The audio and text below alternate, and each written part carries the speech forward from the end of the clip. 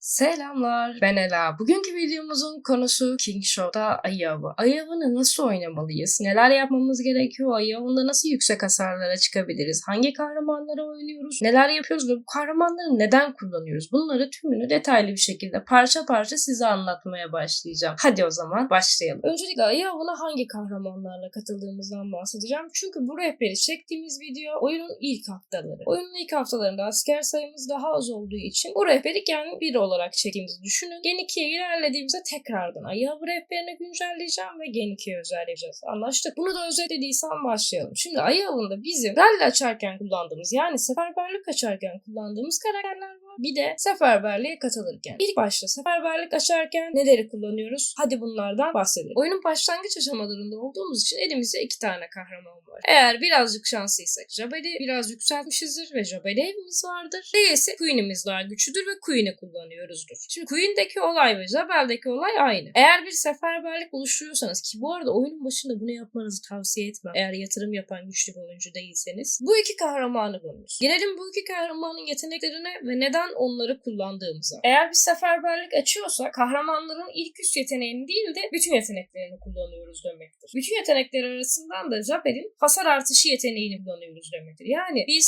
Jabber'le %50 hasar artışı ihtimali alabiliyoruz. Ya da yine aynı şekilde Queen'e yönelsek Queen'in ikinci yeteneği de bize %50 hasar artışı verecek. Biz bu buff'u almak için Jabber'i, Queen'i tercih ediyoruz. İkinci ve üçüncü kahraman olarak ise yine en güçlü birimlerinizi koymanız gerek. Ama kahraman donanımı olan, yine hasar artışı veren bir kahramanı tercih ederseniz daha fazla hasar verme şansınız. Gelelim şimdi oyuna para yatıranlar için oyunun en güçlü karakteri Amadeus'tan bahsedelim. Arkadaşlar Amadeus'u VIP seviyeleriyle ya da oyunun başında gelen 3 kahramanlar salonu etkinliğinde sıralamaya girerek elde edebiliyorsunuz. Genelde bunu yüksek yatırım yapan oyuncular elde ediyor. Ve biz bu oyuncuların partilerine rally açarken karakteri kullandıkları için katıldığında daha fazla hasar alıyoruz. Neden? Çünkü Amadeus'un ilk yeteneği öldürücülük artışı %25 veriyor. İkinci yeteneği saldırı artışı %25 veriyor. Üçüncü yeteneği hasar verme şansı artışı veriyor. Yine %40 ihtimalle. Eğer bunların hepsi 5 yıldız biz Amadeus'a gelirse ve aynı zamanda Amadeus'un kendi %15 öldürücülük ve sağlık yeteneklerini artırır pasif yeteneğini hesaba katalım. Bir de özel donanımından yine %15 hasarı artırdığını düşünürsek Amadeus'a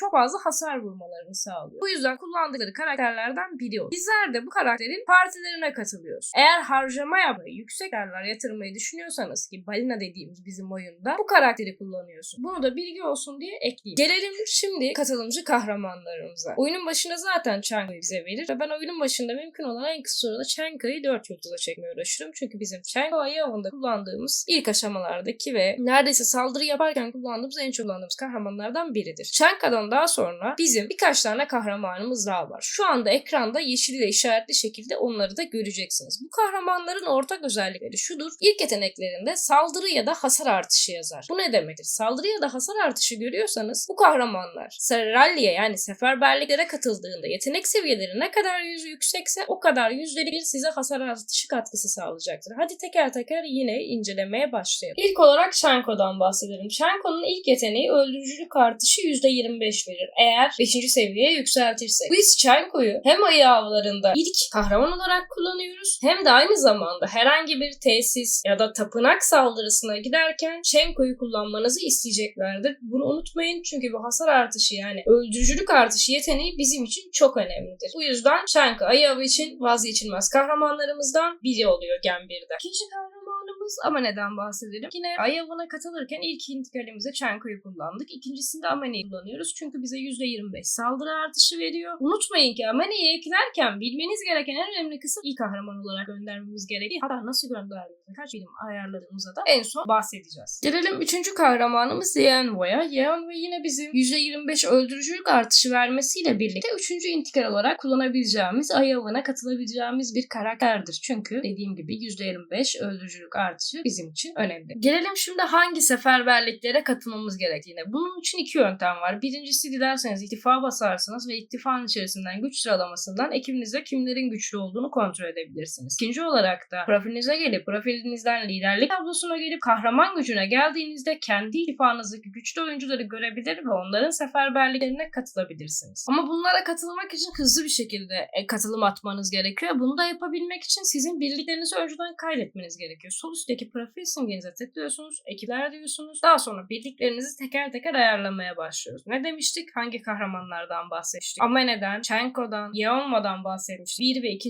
intikal olarak kaydedecek şekilde bunları ayarlıyoruz. Yanına da verebileceğimiz en güçlü kahramanları koyuyoruz. Ayrıca asker sayımız arttığında normalde burada yapmanız gereken %1 piyade, %1 süvari ve %98 okçu bırakmanız gerekiyor. Çünkü ayı avında en çok hasar vuran birimler okçulardır. Bu yüzden olabildiğince okçu basıp en az piyadeyle bunları atlatmamız gerekiyor arkadaşlar. Yani askerlerinizi basana kadar bunu unutmayın. Bastıktan sonra bu şekilde kullanacağınızı hatırlayın diye söylüyorum. Oyunun ilk aşamalarında ne yazık ki o kadar askerimiz olmadığı için şimdilik okçuyla süvaride kullanacak şekilde kaydedin, hazırlayın ve daha sonrasında katılırken hızlı bir şekilde gönderebileceksiniz askerlerinizi. Evet, bir videonun daha sonuna geldik. Umarım Ayı Avı videosu sizin için açıklayıcı olmuştur. Ayı Avı'nda Gen 1'de hangi kahramanları kullandığımızdan bahsettik. Ayrıca oyunun 40. gününe geldiğimizde bu rehberi tekrar güncelleyeceğiz ve size Gen 2'de hangi kahramanları kullanmamız gerektiğinden de bahsedeceğiz. Tabii bundan öncesinde Kingshot'la ilgili daha fazla video çekip daha fazla bilgilendirici videolar yapmaya devam edeceğiz. İzlediğiniz için teşekkür ederim. Kanala abone olarak destek olabilirsiniz. Sevgiler.